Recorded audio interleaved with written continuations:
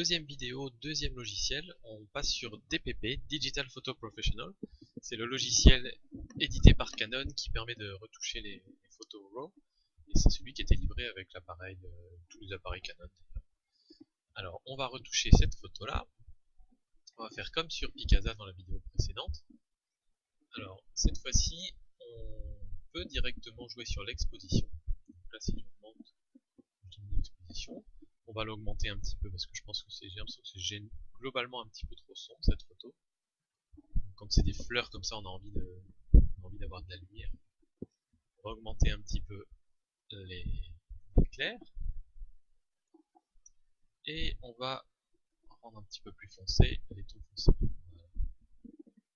Ensuite, on va jouer un petit peu sur la saturation. C'est un petit peu trop, un cran de moins comme ça. Peut-être c'est pas trop mal. Et on va jouer sur la netteté. Alors là, c'est en anglais, mais vous trouverez vite vos repères sur la version français. En général, ici, je mets à 8, 7 ou 8 quand je veux donner de la netteté à une image. Je vais pas trop loin parce que après, on a vraiment du grain et ça se voit sur les photos. Vous pouvez aussi aller dans la deuxième partie, ici, dans le deuxième onglet RGB. Là, vous pouvez régler plus finement le contraste, la luminosité. Le contraste, ça me sert en général quand je veux augmenter les tons clairs et les tons foncés de la même manière. Par exemple, j'ai fait plus 2 en clair, moins 2 en foncé, donc j'aurais très bien pu faire 2 en contraste, ça aurait donné normalement le même résultat. Donc ça c'est voilà. Mais comme souvent, je ne redonne pas exactement la même quantité dans les noirs que dans les clairs, je préfère faire indépendamment les clairs et les foncés. La balance des blancs m'a l'air bien, en tout cas. Voilà, donc on a fait l'exposition, ensuite on a fait les clairs et les foncés, ensuite on a fait la saturation, on a fait la netteté, et tout ça me paraît bien. Voilà, rien d'autre de spécial. Donc, comme vous voyez, ça va très vite, mais ça va très vite également parce qu'il n'y a pas énormément d'options disponibles. Si on peut évidemment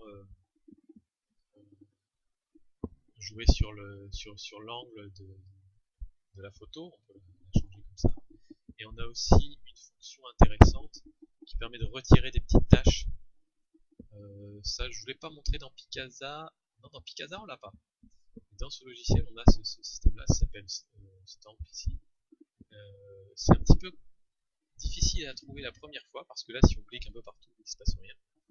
Il faut aller dans 100% View. Là, on va chercher l'endroit où il y a une petite tache. Alors bon, là, comme ma photo est absolument parfaite, je n'ai pas de tache. Mais c'est pas grave, on va essayer d'enlever un petit peu de nuage, par exemple. Et donc là, si ce que vous voulez enlever est clair, vous allez dans Luper Light. Si c'est foncé, vous allez dans Luper Dark foncé. Donc par exemple, si je veux retirer ce petit bout de nuage qui est clair, je vais cliquer là-dessus. Ensuite, avec la molette, on peut augmenter plus ou moins la taille. Et là, je clique dessus. Vous voyez que ça prend la couleur de l'environnement autour. Donc, ça fait disparaître la zone. Par exemple, ici, là, j'ai du clair dans l'image. Voilà. Ça ne marche pas à tous les coups. Là, ça ne marche pas. C'est peut-être trop. Ici. C'est pas parfaitement les fenêtres, ça devrait marcher ici. Voilà. Alors là, ça fait absolument affreux. Vous voyez, ça marche pas à tous les coups, mais globalement, si vous avez un oiseau dans le ciel, si vous avez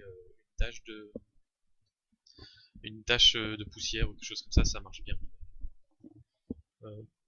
Donc voilà, c'est tout. Après, on peut pas jouer sur le ciel uniquement, par exemple, on ne peut pas diminuer l'exposition uniquement sur le ciel. On peut pas jouer sur des détails précis en fait, contrairement à d'autres logiciels derrière. Donc c'est assez simple, ça va très vite, mais c'est un petit peu limité. Donc voilà, on va passer à la prochaine vidéo. Et puis je vous dis à plus, salut!